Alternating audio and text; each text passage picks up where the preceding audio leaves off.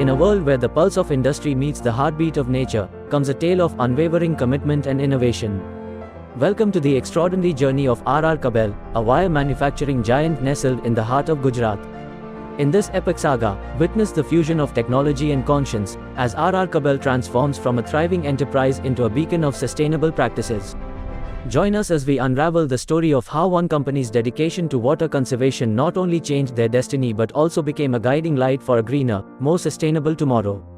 RR cable manufacturing में engage है और मैं यहाँ पे प्रोजेक्ट डिपार्टमेंट देखता हूँ। प्रोजेक्ट डिपार्टमेंट के साथ साथ जब डे वन से हम लोग काम करते हैं तो पानी की किसी भी प्रोजेक्ट के लिए पानी की ज़रूरत पड़ती है। तो डे वन से हम लोगों ने पानी का बहुत केयर किया है और जैसे हम यहाँ पे इस वाघोड़िया एरिया में पानी का वाटर टेबल अप है, लेकिन फिर भी हमको जो पानी मिला है उसको मेंटेन करने के लिए हम लोगों ने यहाँ पे शुरू से डे वन से ही वाटर हार्वेस्टिंग सिस्टम वगैरह सब कुछ लगा रखा है। जैसा कि वाघोड़िया एरिया में इधर डैम भी है और हम लोग इंडस्ट्रीज़ में यहाँ पे हम लोग बोर से ही पानी लेते हैं, लेकिन हम लोग देख रहे हैं कि day by day water level कम होता जा रहा है क्योंकि हम लोग सिर्फ पानी का निकालने का काम कर रहे हैं और प्रकृति को हम अगर वापस पानी नहीं देंगे तो डे बाय डे कम होता जाएगा। अभी आज की कंडीशन में यहाँ पे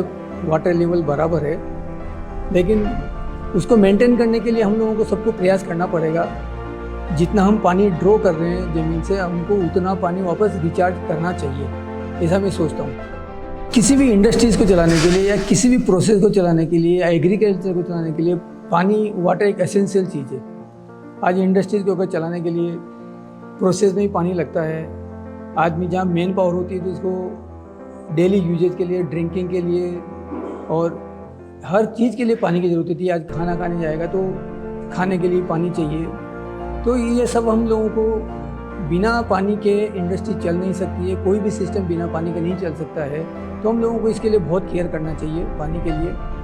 और जैसा कि मैंने पहले ही बताया कि हम लोगों ने यहाँ पे हमारे कैंपस में 11 रेन वाटर हार्वेस्टिंग लगा रखे हैं और हम लोग जब से ये प्लांट चालू नहीं हुआ उसके पहले से हम लोगों ने यहाँ पे रेन वाटर हार्वेस्टिंग सिस्टम चालू किया है। और जैसे जैसे हम लोगों का एक्सपेंशन आता जा रहा है, हम लोग जितना सरफेस एरिया यूज़ करते जा रहे हैं उसके अकॉर्डिंग हम लोग डे बाय डे हम इंक्रीज करते जा रहे हैं हमारे वाटर हार्वेस्टिंग सिस्टम्स को। अगर हम किसी चीज़ को मेजर नहीं करेंगे तो उसको कंट्रोल नहीं कर सकते।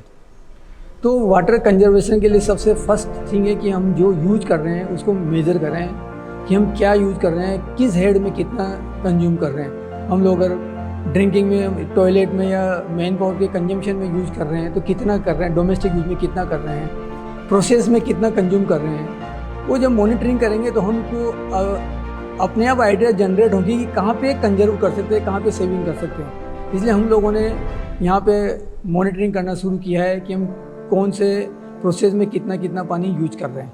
पानी का डे बाय डे हम लोग वाटर लेवल कम होता जा रहा है और अगर हम लोग इसी तरह से इसको यूज करते रहेंगे और वापस रिचार्ज नहीं करेंगे तो एक दिन ऐसा स्थिति आएगा कि पानी बिल्कुल ख़त्म हो जाएगा।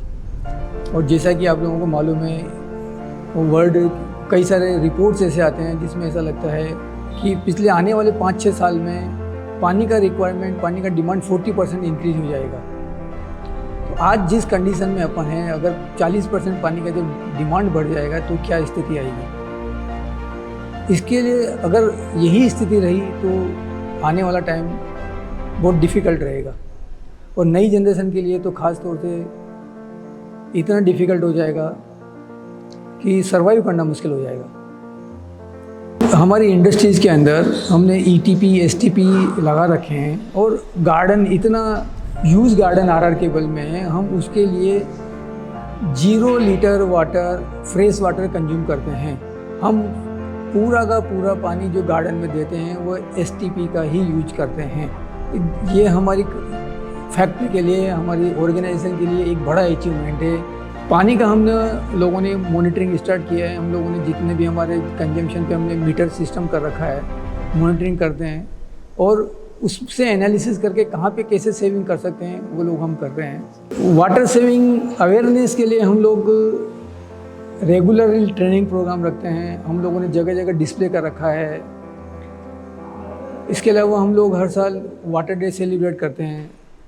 वाटर डे के दिन हम poster competition, quiz competition, speech competition, इस तरह के कंपटीशन रख के हमारे एम्प्लॉय के अंदर अवेयरनेस जनरेट करते हैं और उनको मोटिवेट करते हैं। तो इससे लोगों में एक अवेयरनेस जनरेट होती है और हम लोग उसको सिर्फ फैक्ट्री में ही नहीं, हम उन लोगों को इस तरह से बताते हैं कि आप घर में भी आप वाटर सेविंग करो, सब जगह वाटर सेविंग करो। अभी तक तो हम लोगों ने सर टारगेट तो सेट नहीं किया है, लेकिन हमारा जो टारगेट है कि हम जितना ले रहे हैं कम से कम उतना हम लोग वापस रिचार्ज करें, ये हमारा एम है अभी।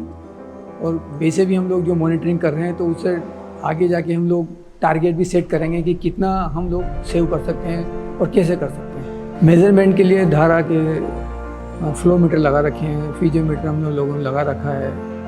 और जब से हमने ये लगाया है, हम लोग पहले हम लोग मैकेनिकल मीटर यूज़ करते थे, तो मैकेनिकल मीटर में कुछ समझ नहीं आता था, कभी कंजम्पशन क्या आ रहा है, कभी अगर मतलब एक्यूरेसी आती नहीं थी। जब से ये धारा का हमने फ्लो मीटर लगाया है, हम लोगों को एक्यूरेसी मिल रहा है, बराबर मेज़रमेंट हमारा हो रहा है, कहाँ कितना कंज्यूम हो रहा है, तो हमको उससे काफ़ी बेनिफिट मिल रहा है। इंडस्ट्रीज़ में, सोसाइटीज़ में, सिटी में जितने भी हाउसिंग सोसाइटी है, मैं समझता हूँ सब जगह रिचार्ज वेल लगाना चाहिए। तो मेरा यही सजेशन रहेगा कि सबसे पहले वाटर जो कंजम्पशन है उसका मॉनिटरिंग करना शुरू करना चाहिए कि कहाँ और किस जगह हम कितना कितना पानी यूज कर रहे हैं। जब हम यूज मालूम चलेगा हम लोगों को, तब हमारी आंखें खुलेगी कि वाकई में क्या हो रहा है, कहाँ कितना वेस्टेज हो रहा है और कहाँ हम लोग सेव कर सकते हैं। तो मेरा यही रहेगा कि सब लोग मॉनिटरिंग करना चालू करें और मॉनिटरिंग करके उसको कैसे कंजर्व कर सकते हैं उसके ऊपर फोकस करना चाहिए। आज जो पीने योग्य पानी का डे बाय डे जो कमी होती जा रही है, लगता है आगे जाके जो वर्ल्ड वार होगा तो पानी के ऊपर ही होगा। तो पानी के लिए ही आपस में लोग लड़ेंगे। As our journey with R.R. Kabel concludes, we find ourselves immersed in the beauty of nature, a testament to the transformative power of dedication and ingenuity. Through the lens of R.R. Kabel's remarkable story, we have witnessed the profound impact that conscious water management can have on our world. As we bid farewell, let this tale serve as a reminder that every drop of water saved today nurtures the dreams of generations yet unborn.